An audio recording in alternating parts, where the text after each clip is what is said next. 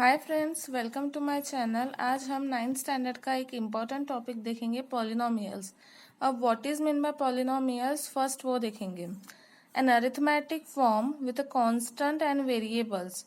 एक ऐसा arithmetic form जिसमें कांस्टेंट भी होता है, कांस्टेंट मतलब numbers 1, 2 and up to so on, and variables में हम एक्स, वाई, पी, क्यू या फिर एम एन कोई भी देख सकते हैं। अब इन सब का arithmetic form is called as polynomials. अब पॉलिनोमियल्स से examples for x plus y, ये हुआ एक example. Second example is 3x plus 2y, ये एक एग्जांपल हुआ। Third example is x square plus 2x, this is also example. और 2x plus 3y square plus 5, ये भी एग्जाम्पल है, एंड सो ऑन एक्सेट्रा। अब इन सब के भी फॉर्म्स होते हैं, पॉलिनोमियल्स के बहुत सारे फॉर्म्स होते हैं, तो वो फॉर्म्स हम देखेंगे। पॉलिनोमियल्स के डिफरेंट टाइप्स एंड उसके forms.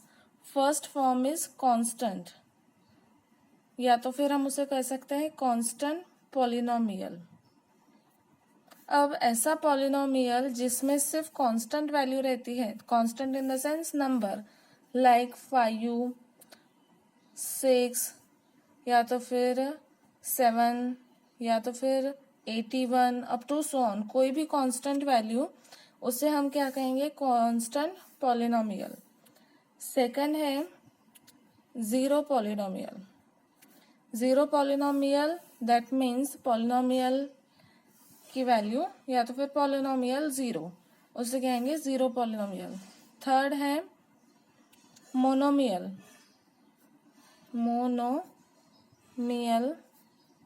Polynomial.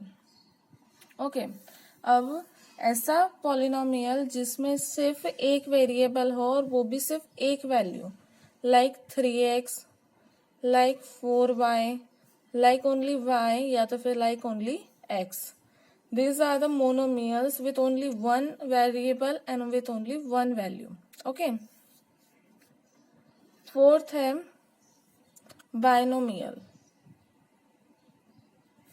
polynomial. Okay. Now, like monomial में सिर्फ एक वैल्यू था, अब binomial में क्या रहेगा, 2 values, x square plus x या तो फिर एक्स स्क्वायर प्लस वाई। अब यहाँ पे हम देखेंगे ये इक्वेशन में सिर्फ 1 वेरिएबल है और ये इक्वेशन में 2 वेरिएबल्स। अब इनके भी डिफरेंट टाइप्स होते हैं, हम वो आगे देखेंगे। Now fifth number is trinomial.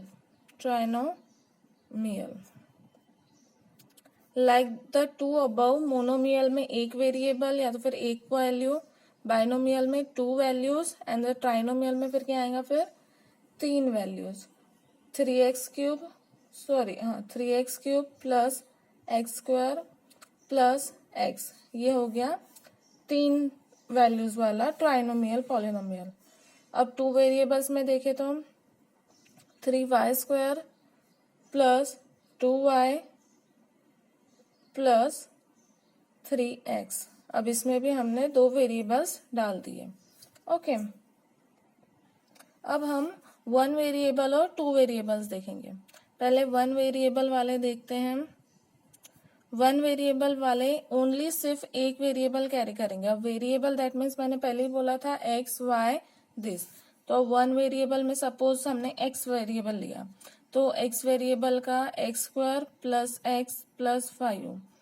इस इक्वेशन में हमने सिर्फ वेरिएबल कौन सा लिया हुआ है, x, only 1 variable.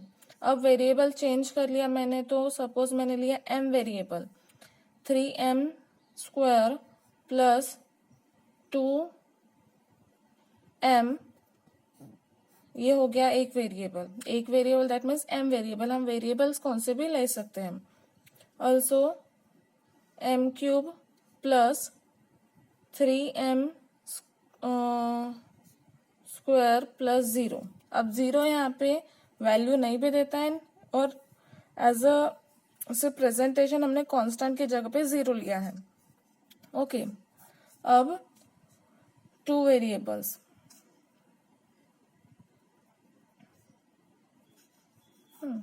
Two variables में पहले लेती हूँ x और y। Y square plus 3xy plus x square. इसमें वेरिएबल x भी आ रहा, y भी आ रहा है और x भी आ रहा है। नेक्स्ट आएगा 4m square plus 2mn plus n square. अब ये ज़रूरी नहीं है कि इन दोनों की डिग्री सेम होनी चाहिए, तो इसकी डिग्रीज हम चेंज करते हुए ऐसे भी लिख सकते हैं 4m cube plus 2m square n plus n to the power 4. Okay, these are the two variables. हम जनरली इस चैप्टर में सिर्फ वन वेरिएबल और टू वेरिएबल्स तक ही देखेंगे, इसके आगे भी होता है बट अभी के लिए इतना ही इम्पोर्टेंट है। ओके, नाउ डिग्रीज के बारे में देखते हैं। डिग्री, ओके, नाउ फर्स्ट मैं लेती हूँ वन वेरिएबल के लिए। वन वेरिएबल सपोज मैंने एग्जांपल लिया है कोई 3m square plus m to the power 1 लिया, या तो फिर सपोज 4 लिया मैंने, एंड यहाँ पे कांस्टेंट 5। अब यहाँ पे एक ही वेरिएबल है और इस एक वेरिएबल में भी m की पावर में फर्स्ट इसमें है 2 और इसके पास में है 4। तो अब सबसे बड़ी वाली पावर किसके पास में है? इसके पास में। अब यहाँ पे m की पावर 4 होना, दैट मीन्स m की डिग्री क्या होना? 4। दैट मीन्स इस इक्वेशन की या तो फिर इस पॉलिनोमियल की डिग्री कितनी रहेंगी? 4। एक और एग्जांपल देखते हैं हम लीनियर में ही। x to the power 6 plus 3 x to the power 5 plus 2 x to the power square. अब ये इक्वेशन में एक ही वेरिएबल है, दैट मीन्स x। अब हर वैल्यू में x के ऊपर कोई ना कोई डिग्री है ही। x के पावर में है 6, यहाँ पे है 5 और यहाँ पे है 2। अब आपको देखना क्या है कि सबसे ऊपर या तो फिर सबसे ज्यादा डिग्री किसके ऊपर है? पावर यहाँ पे 6, 5, 2, तो सबसे बड़ी है 6। दैट मीन्स इस पॉलिनोमियल की डिग्री क्या आएंगी फिर? 6। ओके, अब हम देखते हैं टू वेरिएबल्स के लिए। टू वेरिएबल्स मैंने इक्वेशन लिया है 3x square plus 2x to the power 4 y to the power 4 plus y to the power 2। Okay, अब यहाँ पे मेरे पास में ये भी है और ये भी है, तो मैं इन शॉर्ट बोल सकती हूँ कि यहाँ पे इस नंबर में सबसे ज्यादा डिग्री है, but 4 plus 4 is equals to 8। मैं सिर्फ एक यहाँ पे y की 4 या तो फिर x की 4 नहीं लूंगी, मैं इन दोनों को क्या करूंगी? ऐड। इन दोनों को ऐड करने के बाद में क्या होगा? 8। दैट मीन्स इस पॉलिनोमियल की डिग्री क्या हो जाएंगी फिर? 8। ओके, इसके अलावा भी एक एग्जांपल देख लेते हैं। 6m to the power 6 plus 5m to the power 3 n to the power 2 plus n to the power 7। Okay, अब यहाँ पे पहले इसमें 6 पावर में है, दूसरे इसमें 3 और 2 है। 3 और 2 मतलब प्लस किया तो यहाँ पे क्या आएगा फिर? 5 और यहाँ पे है 7। अब इन शॉर्ट डायरेक्टली भी हम बोल सकते हैं कि इसकी डिग्री क्या है? 7, क्योंकि सबसे बड़ी पावर किसके पास में? n के पास में, और वो है 7। ओके, अब हमें ये भी पता है कि पॉलिनोमियल्स का एक फॉर्म है कांस्टेंट पॉलिनोमियल्स। कांस्टेंट पॉलिनोमियल्स, तो what about the degree of the constant polynomials? तो हम उनकी डिग्री कैसे डिफाइन करेंगे? बट डिग्री तो हमेशा वेरिएबल्स की होती है, like x, y square. But constant polynomials कैसे रहते हैं?